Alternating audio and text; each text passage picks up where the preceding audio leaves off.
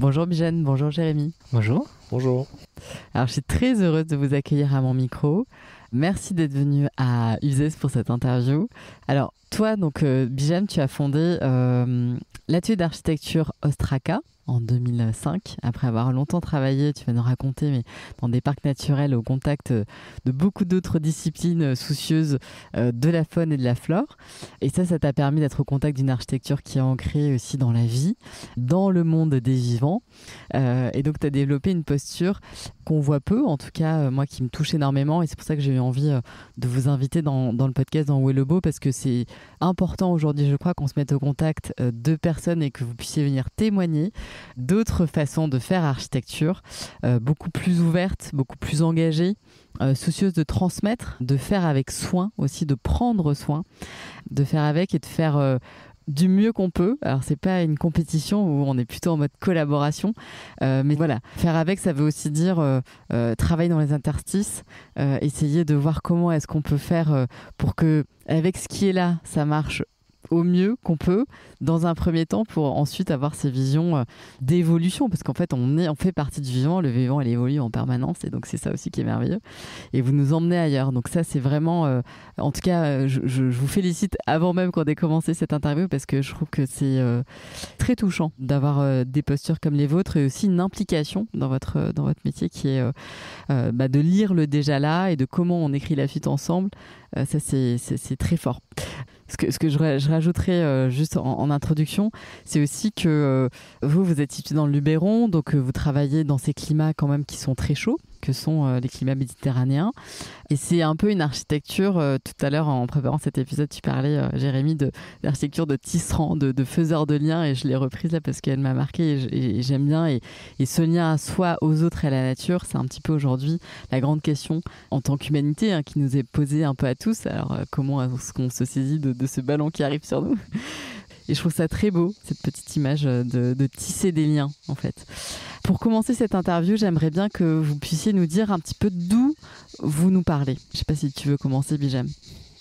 Comme tu disais là, tout à l'heure, on va dire que j'ai commencé ma carrière d'architecte, oui, en effet, dans un parc naturel régional du Luberon, où je retrouvais dans les différentes disciplines que compose un parc, entre les naturalistes, faune, flore, les géologues, les archéologues, les sociologues, enfin voilà, tous ces métiers qui tournent autour du vivant. Je retrouvais toutes mes escapades avec mes copains pendant les études, qui étaient des copains naturalistes. Voilà, moi, j'étais plus avec les naturalistes qu'avec les architectes à ce moment-là. Et donc, le fait de continuer dans la vie professionnelle, entouré des gens qui portent une attention à la petite fleur, aux petits lézards et à une courbe géologique, ouvre forcément les horizons et dézoome sur ce métier de faire l'habitat de l'humain. C'est-à-dire faire un habitat, oui, mais le poser où et avec qui, et qu'est-ce que ça va engendrer derrière. Et le fait d'avoir arpenté le Luberon, les villages, les hameaux, et d'avoir vu que, outre les habitants que nous sommes, dans un trou, dans un mur, il y a des moineaux, sous une volige, il y a des chauves-souris, il y a des plantes qui poussent dans la caillasse. Ça fait partie de notre vie, ça fait partie de ce qui donne de la couleur, en fait, à notre existence de vivant. Et donc de se dire, oui, on construit, mais on construit avec, et ensemble. Donc voilà, donc en fait, ça part de là. Mon approche de l'architecture habitée, mais habitée par le cœur, habitée par l'âme, quoi. Et est-ce que parce que je sais que tu es franco-iranien, est-ce que ça, j'ai l'impression quand même que, alors même si tu vois, mais tout ce que ça veut dire aussi d'habiter, d'avoir un toit sur la tête, enfin, oui, ça vient, donc ça c'est plus ancien encore, mais ça c'est plus le côté, oui, j'ai quitté mon pays en temps de guerre. Donc je reviendrai et je reconstruirai ce pays. Et donc voilà, il y a ce côté aussi du bâtisseur. C'est ce que tu te disais quand tu étais étudiant? Après, tu sais, on chemine, on grandit, on avance. Et je me suis rendu compte quand même que habiter en Iran, ou habiter la planète, c'est pareil, en fait. C'est-à-dire qu'il faut contribuer de façon générale à préserver ce qu'elle est. Et donc, c'est vrai qu'au départ, je me disais, je reconstruirai l'Iran, qui est un pays en grande peine. Mais finalement, contribuer d'où qu'on est, pour la totalité du vivant, ça reste la même chose. Hein. Parce que on dit faire des petits gestes, finalement ça ne sert pas ou quoi. Moi je pense que si, parce qu'en fait cette attention et cette contribution qu'on met dans ce qu'on fait, ça nourrit l'ensemble, quoi. Ça nourrit l'ensemble et c'est cet invisible, ce supplément d'âme qui fait que ça nourrit notre besoin de sens, comme tu dis. Ça fait que les projets ont une autre saveur, et que les gens qui habitent sentent la différence aussi, parce que tu mets pas les mêmes intentions. Et aujourd'hui, on sait que la science commence à révéler aussi un peu tout ça, le pouvoir des intentions. Et donc, voilà, on saisit bien, et c'est assez beau, je trouve, de se dire finalement... déjà le faire là, c'est énorme en fait, et c'est déjà participer au tout. Toi, Jérémy, peut-être que tu peux nous raconter maintenant d'où tu nous parles. Avec plaisir, merci pour l'accueil. Eh bien moi, je viens des montagnes, un petit peu de Savoie, et j'ai grandi dans la nature un peu comme un enfant sauvage, et toujours avec cette sensibilité aussi au vivant. Et donc c'est à l'occasion de mon année en Erasmus pendant mes études où j'ai traversé l'Atlantique pour aller en Uruguay et voir plein d'autres manières de vivre aussi en Amérique du Sud, des constructions qui peuvent être plus proches de la nature et tout ça, où j'avais ce parallèle avec ce qu'on nous enseigne à l'école, et je me suis rendu compte que plein de choses étaient possibles, et c'est de là en fait où j'ai voulu explorer ça, parce que j'ai toujours été en quête aussi de poésie et de réinsuffler ça dans chaque chose, dans ma présence au monde, mais aussi dans tout ce que je faisais. Donc c'est quelque chose que j'essaie de développer aussi du coup à l'école, avec un master qui était très engagé sur ces questions-là. Et donc ça engendre des questionnements sur le vivre ensemble, sur des questions de soutenabilité, de convivialité aussi. C'est comment vivre avec. Donc voilà, ça a été vraiment un tremplin où beaucoup de choses ont été remises en question à ce moment-là. Mais ça, du coup, c'est aussi, je trouve, là, vous parlez d'atelier, pas d'agence, etc. Et j'ai l'impression que c'est ça aussi le lien, c'est l'échelle du faire et de la... C'est pas la petite échelle au sens petite chose, mais c'est aussi la profondeur, quoi. Oui, le coup de s'appeler atelier et pas agence, c'était déjà un pas de côté, quoi, par rapport à une posture de l'acte de bâtir. Et l'atelier, c'était l'effervescence. En fait, c'était se dire, on va ouvrir des champs qui existent déjà, on va explorer des champs. Voilà, on va explorer d'autres choses, on va systématiquement trouver une alternative c'est pas possible. C'est pas possible. Voilà. C'est un atelier parce qu'on va vraiment commencer à mettre des choses sur les établis, et puis on va vraiment creuser, on va se poser des questions. Et notamment donc l'atelier Ostraka. Qu'est-ce que ça veut dire, Ostraka ? Ostraka, c'est un pluriel déjà au départ. Donc c'est-à-dire que dans notre esprit, ce métier ne peut pas se faire sans être plein, c'est-à-dire de l'architecte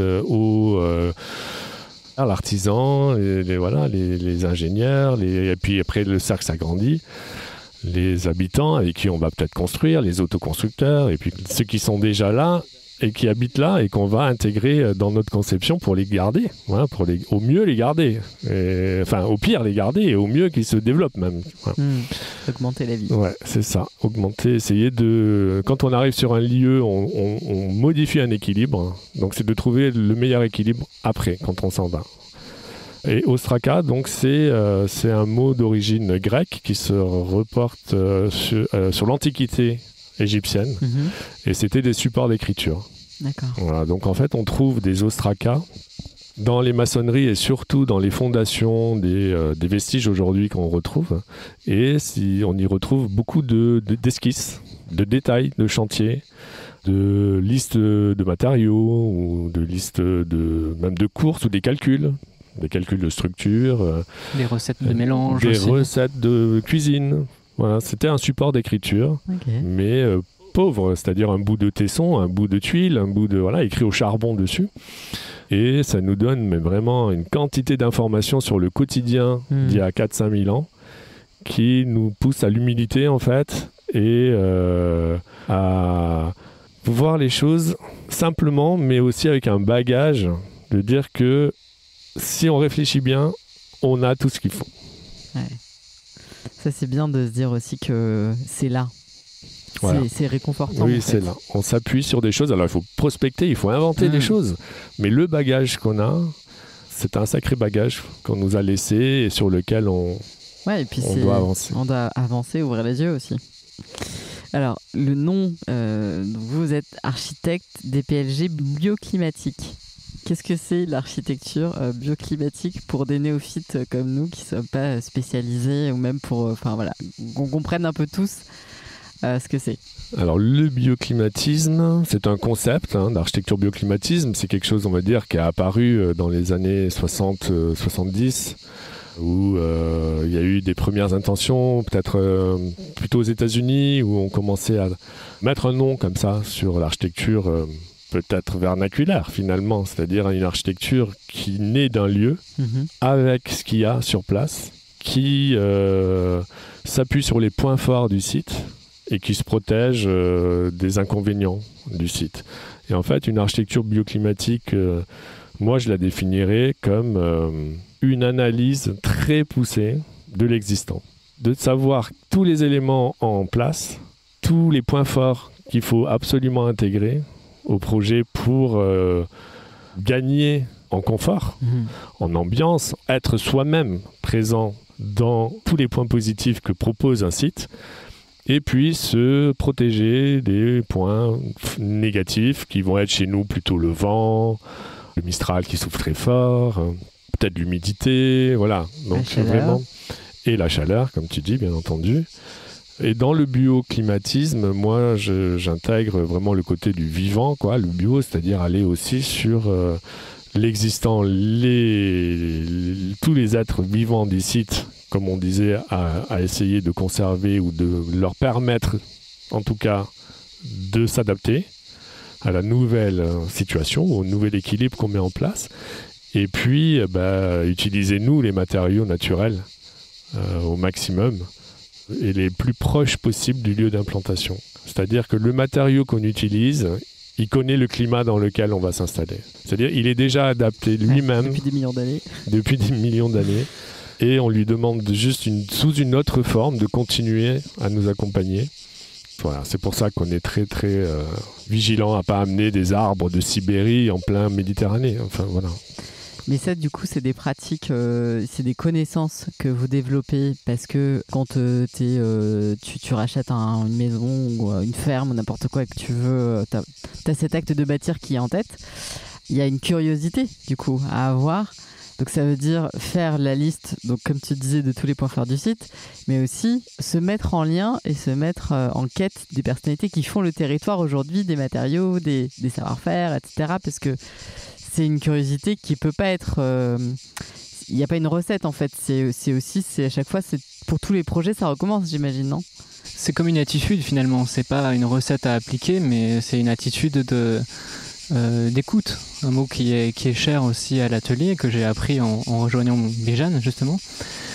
Cette écoute, c'est quand on arrive dans un lieu, voir tout ce qu'il y a, tout ce qui est déjà là et le prendre en compte, quoi. Et qu'est-ce que tu as appris, qu'est-ce que tu entends par j'ai appris l'écoute quand je suis arrivé Je pense que c'est très difficile à définir parce qu'on a une formation qui est très ouverte sur plein de disciplines, donc ça nous oblige à être curieux en sociologie, en géographie, en histoire, en l'histoire des arts, de plein de choses comme ça, qui en fait nous invite, une fois quand on est sur place, sur le site, à faire cette analyse de site, à faire c'est un moment de pause, de contemplation, on fait l'éponge, et on vient comme ça prendre l'empreinte de ce qui est là, l'histoire qui est déjà en train de se raconter sur le lieu, pour ensuite se poser la question de comment la poursuivre sans la dénaturer et faire avec le déjà là, les présents sur place.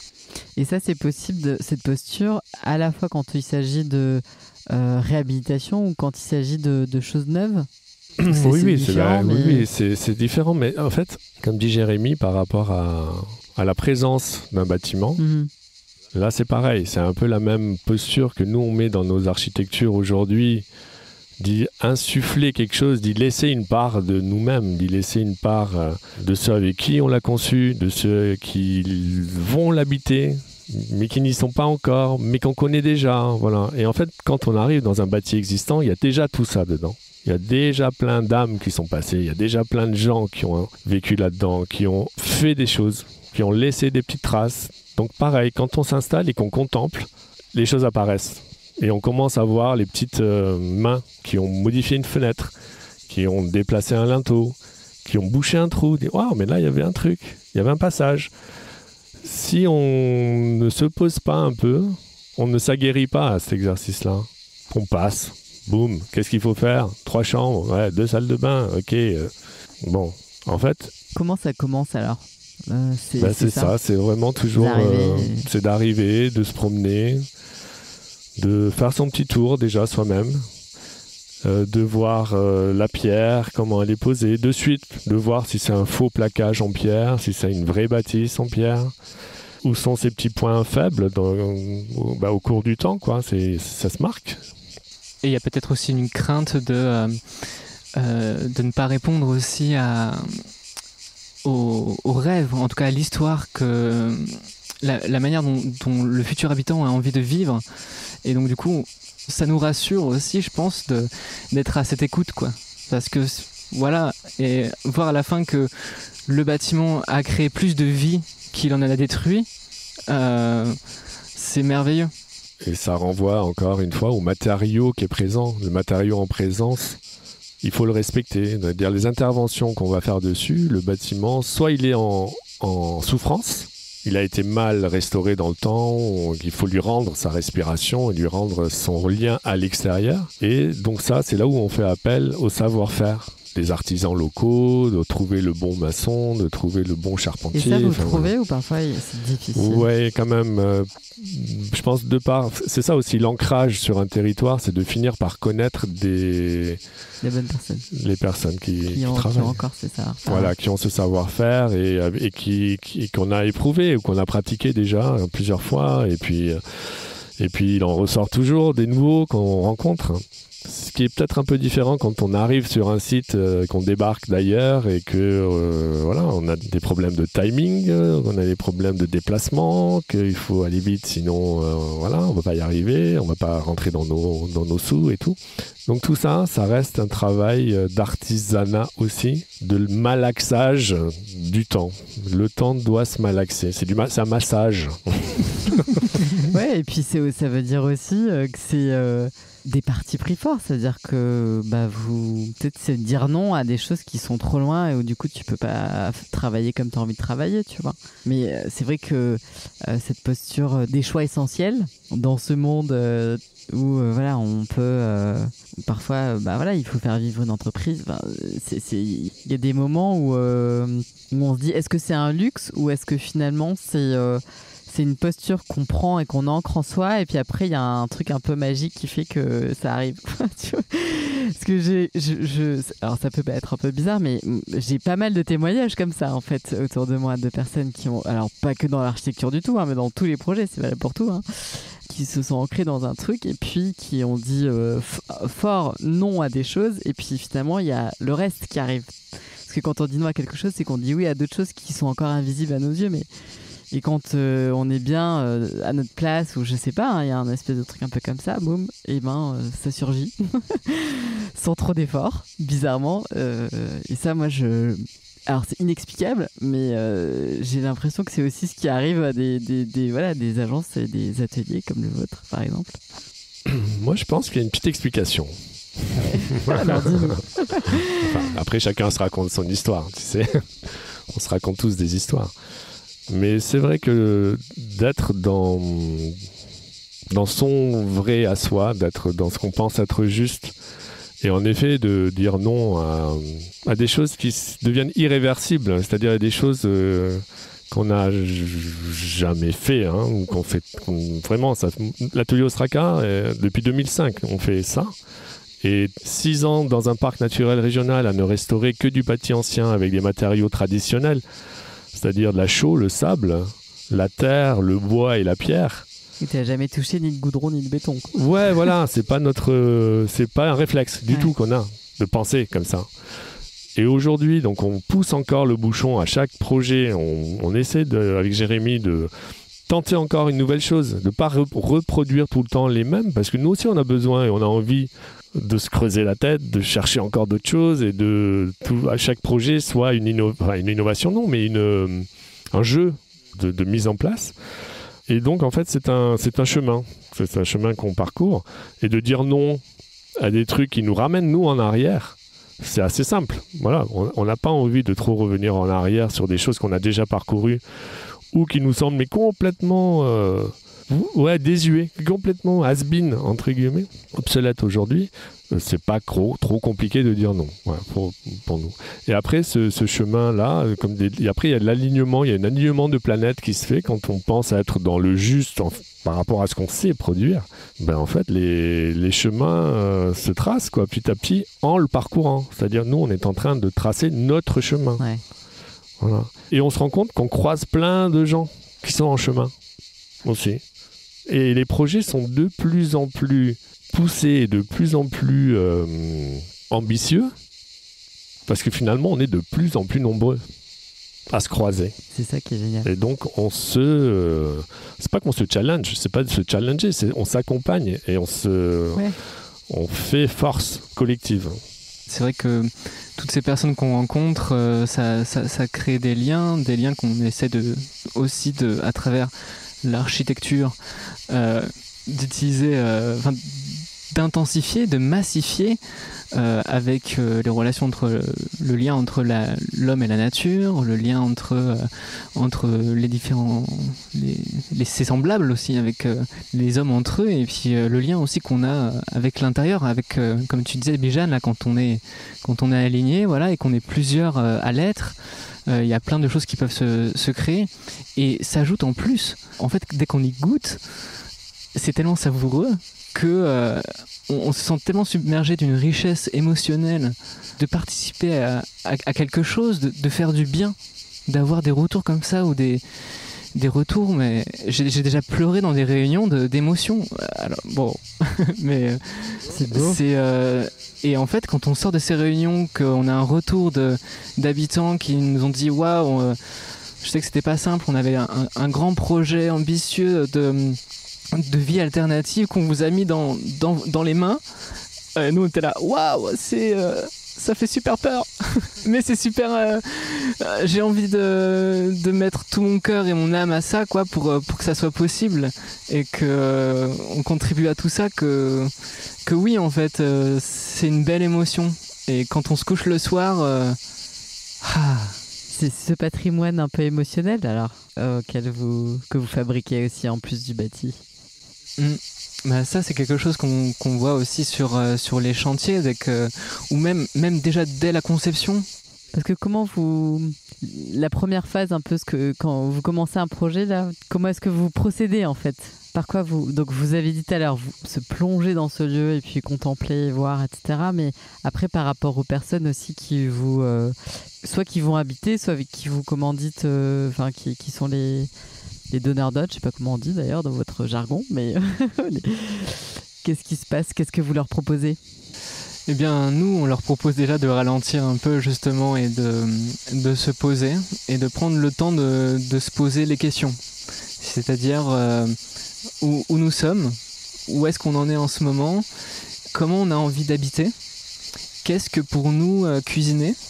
Mais sinon, là par exemple, pour vous donner un exemple concret, on travaille pour un habitat participatif. Pour d'autres habitats participatifs où le concept c'est que y a plusieurs futurs habitants se mettent ensemble et essaient de construire un projet commun de vie partagé, c'est-à-dire une coprésence avec des espaces qui sont partagés. Donc chacun a son petit endroit à lui, mais a des espaces partagés aussi.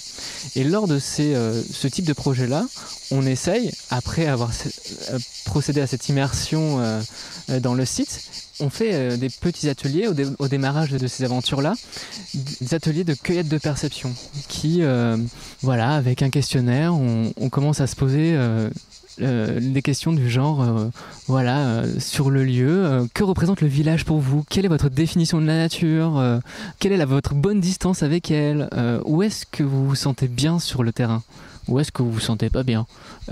Où est-ce que vous avez envie de vous rencontrer, etc. Donc voilà. Donc ça, vous nourrissez de tout ça en fait. C'est ce qui est vachement intéressant là, et ça fait tilt un peu dans ma tête, c'est que on a l'impression que c'est pas que vous n'êtes pas à l'origine des choses, mais c'est que vous comme si en fait vous aviez un panier pour accueillir en fait les choses, et que après ça passe à la moulinette, et puis que vous proposez des restitutions et des chemins, mais presque, c'est pas que vous décidez rien, mais tu vois, c'est pas du tout enlever quelque chose, hein, mais c'est ça qui est... parce que souvent, quand on est à contrario dans une architecture un peu déconnectée, ou peut-être un peu hors sol, ou de l'ego aussi, parce qu'en disant, moi j'ai une vision alors que je connais pas le truc, et puis j'arrive et je vous dis que moi je vois ça et tout ça. Là, maintenant, aujourd'hui, ça me fait vraiment... je vois le gouffre, en fait, entre ces postures-là, et c'est complètement impressionnant, quoi. Est-ce que, du coup, Bijan, tu vas nous dire, parce que j'imagine quand même que vous n'êtes pas face tout le temps à des gens qui ont l'habitude de travailler comme ça, que vous devez répondre à des contraintes réglementaires qui existent dans la vraie vie pour tout le monde, et vous n'y êtes pas exclus. Donc comment faire en fait comment faire vivre cette façon alternative de faire architecture dans ce monde ultra normé et ultra avec plein de protocoles, de trucs qui se succèdent, de personnes qui se parlent pas à la base, toutes les contraintes dans lesquelles naviguent tous les architectes de France et de Navarre, tu vois. Alors, avant de répondre à cette question, je peux revenir 2 minutes en arrière sur ce que tu disais, où on arrive avec des cueillettes, on cueille tout ça, mais quelque part, oui, tu vois, parce qu'en fait, même quand on livre le bâtiment, il est vide, hein, on le livre, mais il est déjà habité, en fait. C'est-à-dire, quand on rentre dedans, il est déjà en place. Il n'y a pas d'écho. Un bâtiment vide, on rentre dedans, il n'y a pas d'écho quand on tape dans les mains, il est déjà en place, tu vois. C'est pas un bâtiment vide qu'on a livré avec des clés en disant bon, mais démerdez-vous maintenant, mettez vos armoires, si ça rentre, votre meuble de la grand-mère. Bon, on espère que ça passera entre les toilettes et... Parce qu'en fait, l'armoire de la grand-mère, on l'a intégrée à la conception. Parce qu'on a travaillé avec les futurs habitants, on a travaillé avec les futurs occupants. Donc, tout est en place pour accueillir l'arrivée des gens. Alors, ce qui sert aussi à l'absence d'écho, c'est les matériaux qu'on utilise. Donc, je triche un peu. Mais voilà, pour sentir que le bâtiment peut aussi accueillir ses futurs habitants, les bras grands ouverts, en fait. Et donc, quand on arrive avec cette posture et cette attitude face à ce qui se présente, et les enjeux de demain, ce qui nous attend, qu'est-ce que c'est qu'une réglementation sismique, une réglementation thermique, accessibilité, ok, ce sont des paramètres qu'on prend en compte, mais avec l'idée derrière que ce qu'on va produire va contribuer au bien-être et va contribuer à ralentir, en tout cas réduire les impacts que notre métier produit. Les impacts négatifs, ouais. Voilà. Et donc, oui, on intègre les paramètres réglementaires. On s'en plaint pas. On n'est pas à pleurer en disant, oh là là, moi je voulais faire un truc en travers, un bâtiment qui partait dans l'autre sens, mais il peut pas parce qu'en fait, c'est pas grave. On va avec. Mais comment est-ce qu'on s'y prend ? C'est qu'à travers une lecture précise de toutes ces réglementations, dès l'esquisse, on commence à avoir et à travailler avec ces institutions qui nous mettent des bornages. Ouais, voilà, qui nous disent, voilà, ici on est en zone architecte des bâtiments de France, vous pouvez pas faire ci, ça, pas des panneaux solaires. Bon, ok, on va aller voir, on va commencer un peu à prendre la température des possibles. Réglementation sismique, machin truc, bureau de contrôle. On a besoin, de toute façon, ils sont là, les bureaux de contrôle sont là pour tout ce qui est respect des normes, mais on les intègre au départ. Dès l'esquisse, on commence à travailler et à voir dans quels paramètres et dans quelles eaux on navigue. Et quand on les intègre assez tôt et qu'on commence à parler avec eux, on leur donne pas le crayon, hein, mais on commence à parler, à discuter avec eux, ça se détend. C'est pas un rapport de force. Il n'y a pas de rapport de force. Il n'y a pas de rapport de force. Au début, ils sont interloqués de dire, mais attendez, qu'est-ce que vous voulez qu'on fasse? Bon, on fait une première réunion, on regarde ensemble, on commence à mettre les choses. Dites-nous ce que vous attendez de nous. Et donc, le fait de dire les choses et de dédramatiser la situation, on arrive à travailler dans des conditions apaisées. T'insuffles une autre posture, t'es pas une dans autre posture, oui, une posture de contribution et non de sanction.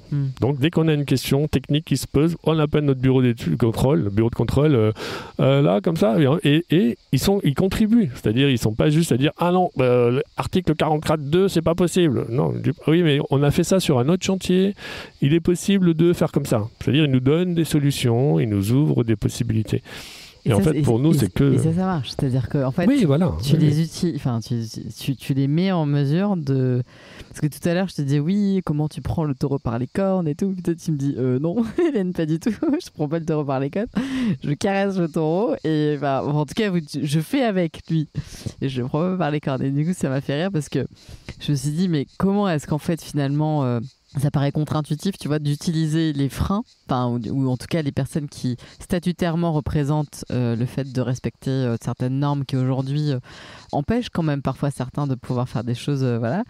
Et non pas en te disant on va se plier à la dernière avancée en date, mais quand même avec votre objectif de faire bouger la ligne. Parce que c'est ça en fait, et vous y arrivez. Donc... vous y arrivez en complicité avec eux parce qu'en fait, vous remettez à chaque fois, à chaque instant du projet, le pourquoi on est là, qu'est-ce qu'on fait. C'est ça, c'est peut-être le récit qu'on a trouvé sur le lieu, l'histoire qui était déjà là, qu'on essaie de tisser vers le futur et leur raconter tout ça, si on arrive à les toucher aussi. Et bien, ils peuvent se rallier aussi à tout ça et participer et contribuer pour nous aider, être force de proposition, comme tu disais, Béjane, quoi. Donc c'est vos alliés en fait là-dedans. Vous êtes tous alliés pour œuvrer en fait. C'est ça? Je pense que l'histoire qu'on raconte sur des projets, il y a un moment, je pense que certaines personnes sont touchées et ont envie de participer à cette histoire-là. Touchées personnellement aussi. Ouais, voilà, aussi. Peu importe leur étiquette. Ouais. Et il y a peut-être cette idée d'émotion justement parce que quand on se demande où est le beau, je pense peut-être que Béjane aussi tu partages ça, c'est que le beau est là où on est en fait. Et c'est marrant parce que en audio on voit pas comment c'est écrit, mais comme on est, ça pourrait être la naissance aussi. C'est le moment où on arrive dans le monde, où on est une question de présence, d'être là et nulle part ailleurs. Je suis là, je me sens bien, je me sens en contact avec ces objets qui me touchent. Et s'ils me touchent, c'est bien une preuve que j'existe. Et si j'existe, j'ai cette émotion. Et c'est peut-être pour ça que je nomme cette chose-là, ce phénomène comme du beau. Mais voilà, c'est ce lien qu'on a aussi avec tout ce qu'il y a autour de nous. Ouais. C'est ce qui nous fait nous sentir vivants aussi, de le ressentir. Parce que c'est vrai que cet émerveillement dont tu parles, peut-être que la vie à 1000 à l'heure dans laquelle on est aujourd'hui nous éloigne un peu de ce truc hyper simple qui est, je crois, vraiment en rien en lien avec l'argent, le pouvoir. C'est juste un niveau de... soit un niveau de conscience, soit un regard, en fait, une posture et comment est-ce qu'on regarde ce qui nous est montré à voir. Enfin, tu vois, là où on est, comme tu dis très bien, Jérémy. Donc, tu as anticipé un peu ma question éponyme de vous. Mais du coup, je te lance aussi, Béjane, là-dessus. Mais comment est-ce que... parce que dans le podcast, tu sais, à tous mes invités, je demande de partager un petit peu ce qu'ils ressentent sur ce mot, en fait. Le beau, qu'est-ce que ça évoque pour eux? Est-ce que tu peux nous partager je suis d'accord avec ce que dit Jérémy sur c'est de l'émotion. Le beau, pour moi, c'est ce qui m'émeut. Quelque chose qui me touche à me tirer les larmes. Je pense qu'il parle aussi à l'enfant qui est en moi. Donc la naissance, tout ça, mais c'est-à-dire au plus profond de ce qui reste d'authentique en moi. Et je dirais plutôt ça. Moi, j'amènerais ça sur Le côté... ça doit se passer par là, en fait, le beau. Ouais, là, tu t'es en train Au niveau de la poitrine. Ouais. Et comme, je dis souvent, moi, je n'aimais pas de jugement. Je ne dis pas si je trouve quelque chose beau ou un bâtiment beau, je ne le dis pas. J'essaie de le comprendre. Et de décrire tes émotions. Et de décrire, voilà. Plutôt décrire ce que je ressens. Plutôt que de juger, de porter un jugement comme ça en disant « Ouais, il est beau, j'aime pas ». Ouais. Je pense que peut-être que nous-mêmes, créateurs d'objets ou de choses, on n'a pas envie qu'on juge notre œuvre ou notre bâtiment ou notre dessin ou notre croquis. Parce qu'en fait, on amène quelque chose, on se dépatouille, on essaie de faire un truc et puis l'autre, ouais, c'est pas beau, hein. Fais-le, toi, vas-y. On sait le travail qu'il y a derrière chaque création. Il y a une violence un peu dans ce jugement. Voilà, il y a ce jugement-là. Mais parce qu'on sait que quoi que ce soit de créer, tout le travail qu'il y a derrière et toutes ces personnes qui ont travaillé, réfléchi et mis en œuvre, monté sur des échafaudages, redescendu, mais tout ça c'est beaucoup de sueur, beaucoup de plaisir ou de tristesse, je sais pas, voilà. Donc je peux pas apporter un jugement comme ça. Je le garde pour moi, mais il y a beaucoup de choses qui ne m'émeuvent pas. Et qui des fois me mettent en colère. Ouais. Mais c'est beaucoup ça. Tu vois, moi aussi je me pose cette question et parfois je me dis, il y a tu vois, tu peux passer parfois des journées où il n'y a rien qui t'a vraiment émerveillé et tout ça, et je trouve que ces journées sont un peu dures. Et plus aussi, alors c'est pas que mais je trouve qu'en s'informant aujourd'hui, surtout sur les challenges qui nous traversent, sociétaux, environnementaux, moi, ce scope des émotions, en fait, il y a certains pans pour lesquels il se réduit, mais parfois drastiquement, et il y en a d'autres qui s'ouvrent énormément, et je les attendais pas là où ils s'ouvrent, tu vois, donc c'est aussi une découverte de qui on est. En ça, cette période qu'on vit en ce moment, elle est, je trouve, extraordinaire, au sens vraiment de c'est pas ordinaire, tu vois, de vivre ça, comme si en fait on se redécouvrait à chaque instant et que voilà, et donc on est même surpris de qui on est en fait, tu vois, parce qu'on pensait se connaître un peu et en fait non, pas du tout. Et donc ça, je trouve que ce truc est assez marrant parce qu'on n'est pas du tout là où en fait on pensait être de manière inconsciente et tout. Et comme tu dis, parfois c'est un peu triste parce que voilà, parce qu'en fait il y a des choses ces beautés formelles qui en fait n'ont pas de sens. Peut-être qu'avant, quand on était dans une forme un peu d'ignorance, on rentrait dedans, on était capturé par l'aura de ces trucs-là. Et maintenant, ces auras-là, elles nous touchent plus. Et puis de voir que encore beaucoup de personnes sont touchées, ça peut, comme tu dis, créer un peu de tristesse. Ouais. Tu voulais rajouter un truc? Peut-être que oui, tu disais très bien, c'est l'émotion est aussi ailleurs. Tu vois, moi je me suis trouvé une passion récemment, c'est d'écouter les gens et les amener vers le moment où ils me parlent de leur passion. Et en fait, quand ils commencent à parler de leur passion, les gens commencent à s'ouvrir et à être dans l'émotion. Et c'est merveilleux parce qu'en fait, on sent qu'à travers une activité, que ça soit de la pâtisserie ou de la danse ou j'en sais rien, eh bien, ils arrivent à se connecter au reste d'une manière tellement intense qu'en fait, ils en viennent à insuffler de la poésie dans leur manière d'en raconter, mais donc du coup, leur vie est teintée de cette poésie.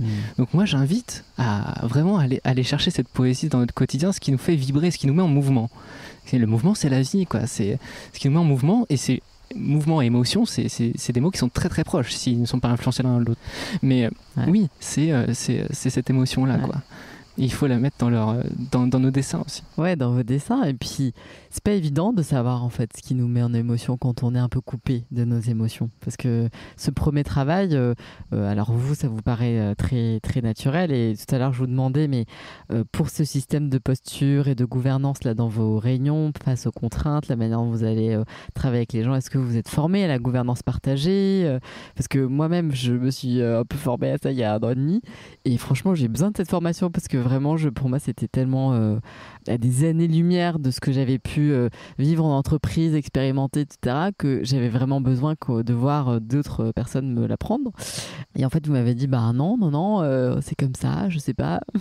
Bon, c'est merveilleux, mais il y a aussi des personnes, et c'est là aussi où je pense qu'il y a la douceur, vous parliez de douceur beaucoup, mais de douceur, d'écoute, pour que finalement on se remette dans ces postures un peu de lâcher prise et qu'on se reconnecte avec ce qu'on aime, ce qui nous provoque des émotions, pour que chacun, alors on est tous singuliers et heureusement, donc notre rapport au beau va être différent, on va pas tous être touchés par les mêmes choses, et cette tolérance de cette diversité de surgissement d'émotions, elle doit être tolérée aussi, et on doit non plus avoir ce standard, mais peut-être une multitude de choses très hétéroclites, quoi. Enfin, c'est deux mots qui veulent dire la même chose, mais en tout cas, voilà, c'est naviguer avec, tolérer les trucs différents, vraiment.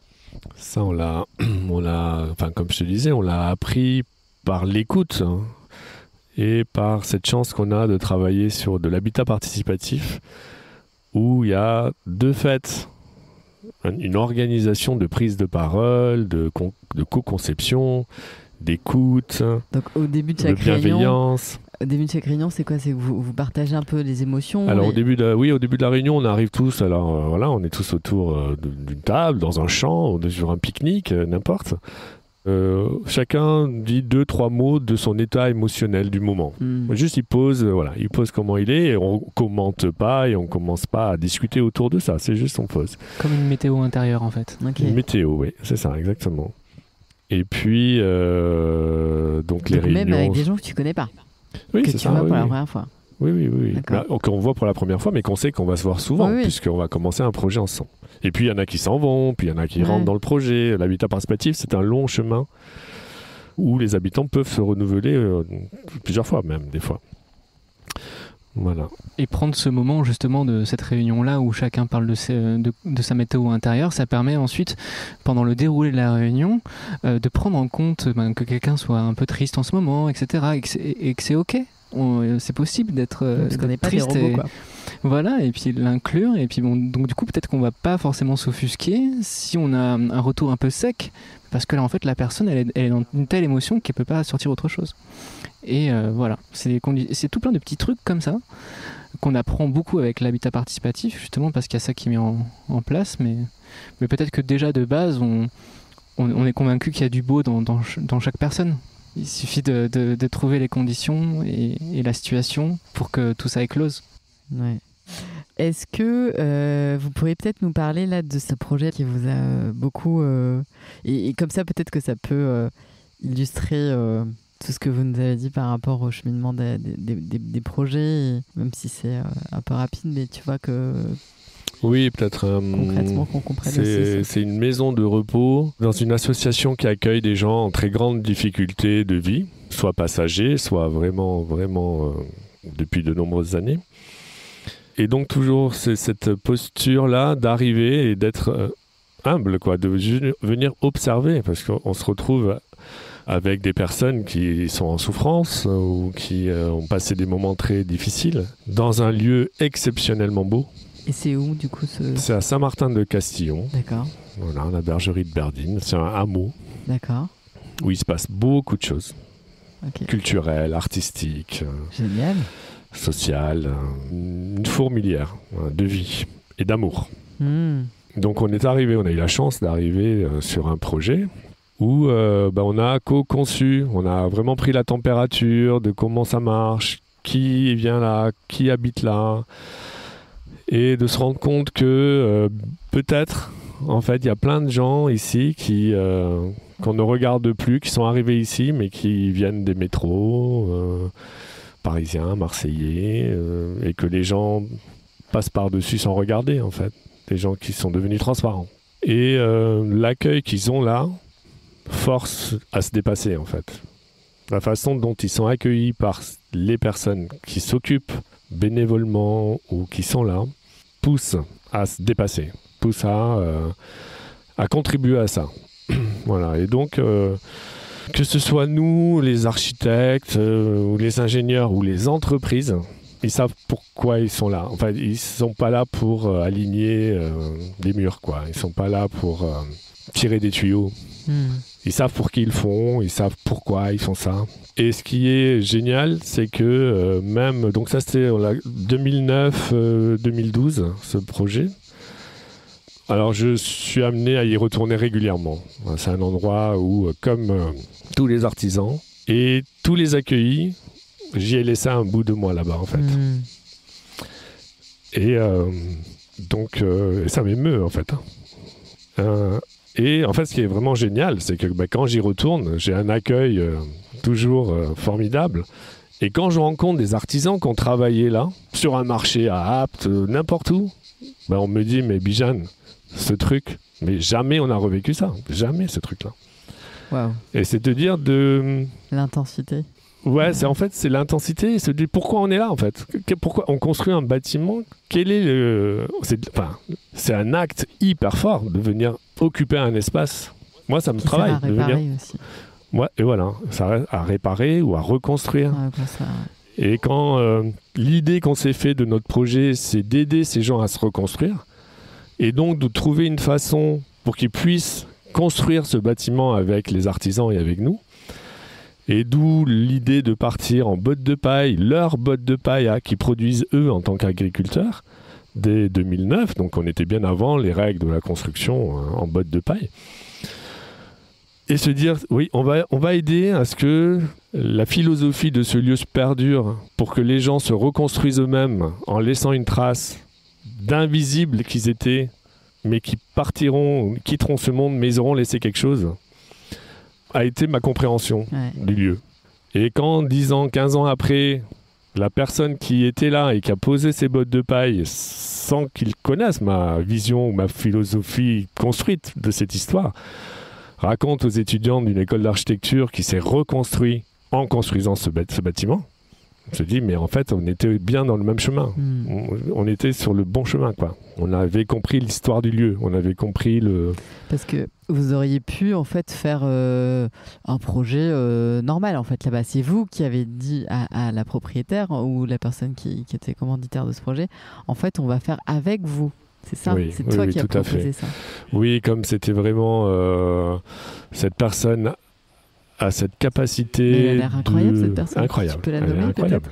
Oui, Josiane Saint-Pierre, qui est une personne formidable et qui a cette capacité de voir en chacun son petit soleil rayonnant et qui puisse apporter quelque chose à la collectivité. Ou pas, c'est-à-dire vraiment cette personne est tellement usée qu'on va juste s'occuper d'elle. Voilà, on lui demande rien, on va juste être là pour elle. Et quand elle a dit « je suis trop fatiguée pour continuer l'œuvre de ce hameau », parce qu'elle se définit comme maçon. Elle dit « moi je suis maçon ». Et que construire 600 mètres carrés de bâtiments, on ne va pas y arriver. On a besoin d'architectes, d'entreprises, allez faites-le, c'est vous qui faites. Je dis « mais je crois que c'est pas ça ici, hein. Ça va pas marcher cette histoire-là. Qu'on vient de nous construire un bâtiment derrière des barrières, sans connexion, sans continuité de vie, sans continuité d'une chaîne que vous avez bâtie, ce bâtiment, il sera peut-être pas accepté, il sera pas à sa place. Donc, on a besoin de continuer, nous, en tant qu'architectes, l'histoire, votre histoire, en fait. Nous, on vient raconter votre histoire. On ne vient pas faire notre histoire avec un bâtiment qu'on va dessiner parce qu'on a la chance de gagner ce projet. Donc, l'histoire de la botte de paille, la mettre en œuvre avec eux, à ce moment-là, a été un grand bonheur. C'est beau ce que tu nous... Et du coup, on peut peut-être aussi se dire, bon, là, ce projet, il était aussi un peu extraordinaire dans à la fois ce pourquoi il est là, tu vois, il rend un vrai service, enfin, tu vois, il est d'intérêt général, de ce que tu veux, et ça c'est merveilleux, mais on peut aussi se dire que on pourrait ne pas attendre d'avoir des parcours de vie, tu vois, brisés à ce point-là, et que tout un chacun, on a le droit, en fait, que c'est envisager quand on fait un bureau, un bâtiment, n'importe quoi, on ne sait pas qui sont ces gens qui vont, tu vois, et en fait, potentiellement, on a tous des moments de vie où on est un peu dans ces fragilités ou dans ces trucs, parce que la vie est comme ça, en fait. Et donc, avoir là, vous l'avez touché et vécu intensément dans cette polarité-là, mais peut-être que finalement, il faudrait insuffler ça dans un espèce d'équilibre. Enfin, c'est ce qu'on peut se souhaiter, hein, je sais pas, en se disant, même si c'est pas possible de l'expérimenter au degré où vous l'avez expérimenté, parce que ça nécessite quand même d'avoir des gens disponibles pour faire avec vous, tu vois, et ça c'est pas toujours, on a un boulot, parfois il y a des gens qui, voilà, mais ça c'est le chantier peut-être plus participatif. Mais comment faire pour qu'il y ait voilà, un lien, mais vous le faites, vous nous le disiez à l'occasion de ces recueils de perception, d'intention, tout ça. Mais voilà, c'est peut-être ce qu'on peut... Moi, je pense que c'est ce qu'on disait tout à l'heure, c'est que c'est là. Et si on y croit, le chemin, il est juste à faire, quoi. Il est juste à l'emprunter, ton chemin. Notre chemin, on y croit, donc on le prend. C'est-à-dire, on se met aucune barrière. Bah, c'est pour ça que je te dis, quand on me dit, ouais, la réglementation, mais je me dis, mais non, quelle réglementation? Mais c'est quoi ton chemin? C'est quoi le chemin que vous avez pris? Le chemin que vous voulez emprunter dans votre vie? Et donc, quand tu dis, bah si, on en a fait d'autres de projets comme ça. Et on a fait des marchés publics comme ça. Donc, on se retrouve, nous, comme je te disais, tu marches sur ton chemin et puis tu vois arriver comme ça sur la droite des élus avec leurs bottes de paille. Nous, on veut faire une mairie écologique en bottes de paille. On vient de se télescoper, c'est le moment alors. On vient de se rencontrer, on va le faire ensemble. Bon, il faut appel d'offres, tout ça. Bon, on a été retenu parce qu'il y avait ces gens-là en chemin à vouloir faire une mairie comme ça. Donc, on a fait une mairie en bottes de paille du paysan du village. Ils avaient une carrière d'argile dans le village, donc on a dit bon, on va faire les enduits de terre dans ce bâtiment. Et puis les cloisons, on va les faire en briques de terre compressées, avec une association d'insertion qui est venue avec sa machine. On a vu, hop, là, on a fait les briques avec les enfants, avec les habitants. Et qu'ensuite, on a dit, écoutez, chantier participatif, on va construire la mairie de votre village avec les habitants. Et donc, on a posé les bottes de paille avec les habitants, les enduits de terre avec les habitants, les briques avec les habitants. Et en fait, il y a une telle synergie qui peut se mettre en place. Marché public, contrôleur technique, tout ce que tu veux, SPS, toutes les règles, sismique, je sais pas, handicapé. Mais oui, on l'a fait, et c'est construit. Et c'est un tout petit bâtiment dans un tout petit village, mais il est énorme. C'est ce qu'il véhiculait de génération en génération en se disant, moi, ma maman, elle a construit ce truc. Et après, tu vois, ma grand-mère, elle avait construit ce bâtiment. Et voilà. C'est formidable, ouais. C'est passé d'une mairie à une maison commune, quoi. Elle s'appelle la maison commune, mais c'est la mairie du village. Ouais, c'est incroyable. Et alors, la question qu'on peut se poser, tu vois, aujourd'hui, en se disant, est-ce que des pratiques comme les vôtres sont vouées à rester alternatives, c'est-à-dire dans le sens où c'est pas la norme aujourd'hui, tu vois, ou la majorité plutôt, ou est-ce que ce que vous voyez, vous, c'est juste parce qu'il y a encore personne trop qui a cherché, qui fonctionne vraiment comme ça, que ça n'existe pas, enfin, tu vois, et que ce serait tout à fait envisageable peut-être en inventant des choses, et du coup là peut-être aussi que c'est là où vous allez nous dire il y a tout à inventer, allez-y, c'est formidable, pour des choses à plus grande échelle, ou dans les villes, ou dans, enfin tu vois, en ce qui me concerne, difficile à dire, quoi. C'est-à-dire qu'on a la sensation qu'il y a du monde, qu'il y a des gens autour de nous qui pensent comme nous, mais peut-être qu'on attire aussi ces gens-là, ou on se dirige vers ces gens-là, et peut-être que nous, notre pratique, c'est, après la théorie, c'est d'être dans le concret, dans l'action, pour juste essayer, être en lisière à chaque fois du connu, pour toujours un peu avec la vue vers l'horizon, et montrer que les choses sont possibles. Parce qu'on peut avoir une petite fiche en disant voilà, il y a ça, coûter tant, et derrière, tout ce que ça a généré en émotion. Donc voilà, peut-être c'est ça. Ouais. Et un partage d'expériences possibles. Ouais, c'est vrai que il y a 20 ans, on faisait les mêmes projets. Comment on a commencé comme ça. Donc il y a 20 ans, on passait complètement... on ne disait rien il y a 20 ans. On faisait, on se formait, on réalisait. On faisait des chantiers, on construisait. Pour pas venir faire des présentations sur des 3D virtuels où il s'est rien passé et ça n'a jamais été construit parce qu'on n'a pas pu. Il y a toujours une raison parce que ça n'a pas été fait. Voilà. Et on s'est dit non, nous on arrive avec des projets faits et on commence à parler des projets qui ont été réalisés et qui sont bien présents, qui sont habités, pour dire voilà, c'est possible. On ne peut pas juste s'arrêter à une 3D en disant ouais, mais en fait, le bureau de contrôle il nous a dit que, ou la banque finalement elle n'a pas voulu. Non. J'ai un copain qui dit quand il y a une volonté, il y a un chemin. Et en fait, il faut le croire, il faut y croire soi-même. Parce que quand on n'y croit pas, c'est un peu... faire des manières, quoi. Voilà. Donc, quand on y croit, on y va et ça marche. Et ça, on n'a jamais encore pas fait un bâtiment qu'on avait commencé. Donc, c'est dingue. C'est possible. Ouais, c'est possible. Et c'est possible dans les aussi peut-être en poussant ce curseur du toujours moins d'impact, parce que c'est ça, enfin, même si c'est pas parfait, enfin, tu vois, j'imagine que vous faites pas des concessions, mais tu vois, il y a des choses où vous dites, bon, bah voilà, là, on va au max de ce qui est possible là, parce que on peut pas. Mais... Alors, c'est vrai que par rapport à, on n'a pas parlé, des dispositifs qu'on met en place dans tous ces bâtiments, que ce soit en neuf ou en réhabilitation, que ce soit des logements, que ce soit des bureaux, on arrive à des performances derrière qui sont quantifiées parce que mesurées. Donc on équipe nos bâtiments de thermomètres, d'hygromètres, parce qu'en fait on met en place de telles compositions de parois qu'on en profite pour vérifier le comportement du bâtiment. Des fois, les bâtiments sont inscrits dans des démarches qualité, donc suivies pendant 3 ans pour voir si ce qu'on avait conçu est réel et derrière, est-ce qu'on atteint bien les performances qu'on a vendues. Est-ce que les usagers sont contents? Il y a des enquêtes derrière, c'est pas on livre un bâtiment et puis après démerdez-vous, débrouillez-vous, vous faites comme vous pouvez. C'est des bâtiments qui ont de très bonnes performances sanitaires, d'air, d'ambiance, thermique. Parce que l'air, on n'en parle pas beaucoup, mais c'est hyper important. C'est très important, oui. C'est pour ça que l'utilisation des matériaux naturels... L'air intérieur est hyper pollué, en fait. Oui. Ouais. Non, c'est évident.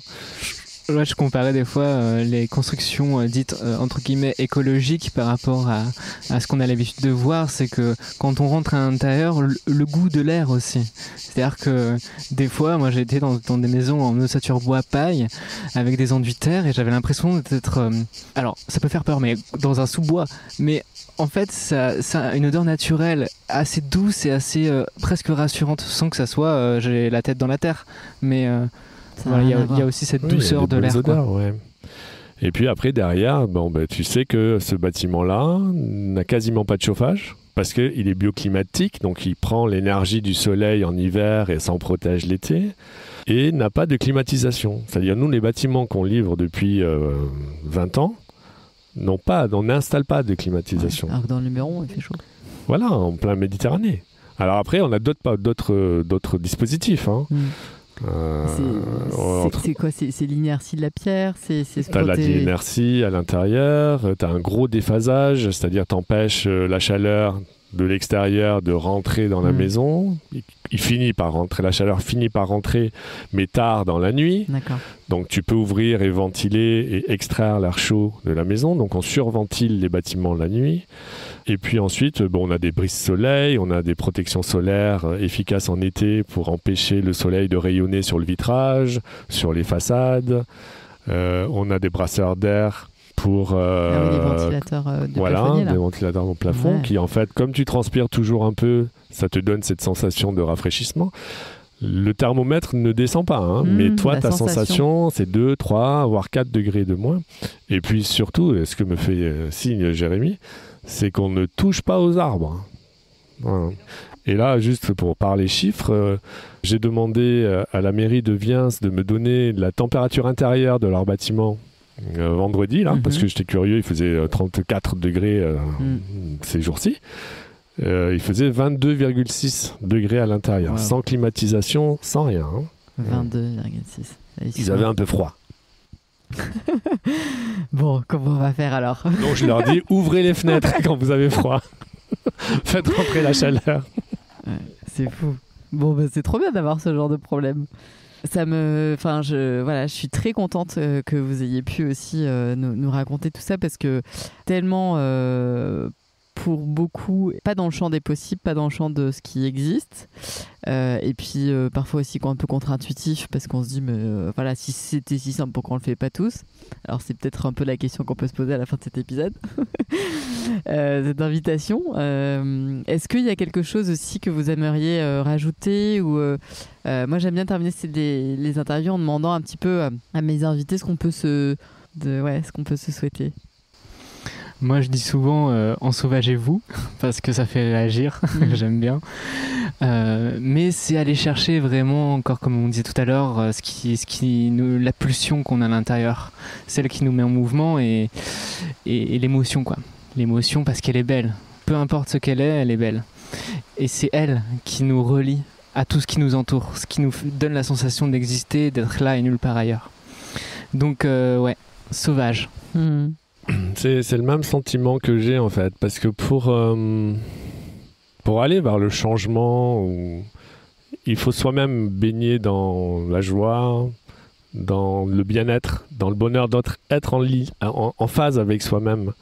Pour produire du bien-être, pour produire des ambiances, pour produire des volumes dans lesquels les gens seront bien, si au départ, la personne qui est en train de créer ça s'ennuie, mais l'ennui est communiqué. Alors que si elle est heureuse de dessiner ça, bah c'est la joie qui conduit en fait, et qui se transmet. Donc c'est ça, c'est vraiment soyez connectés à votre vibration, et c'est elle qui vous dira ce que vous ferez plus tard. Ne cherchez pas à être architecte, à être... Voilà. Écoutez, essayez de trouver cette voie de vibration, et elle vous fera peut-être aller... moi j'aurais adoré être ébéniste, faire des pizzas, enfin... Tout ce que vous ferez avec bonheur ne sera que la boule de neige qu'on cherche aujourd'hui pour rafraîchir la planète, mais surtout pour entraîner tout le monde. Merci beaucoup à vous deux. Merci à toi. Merci beaucoup.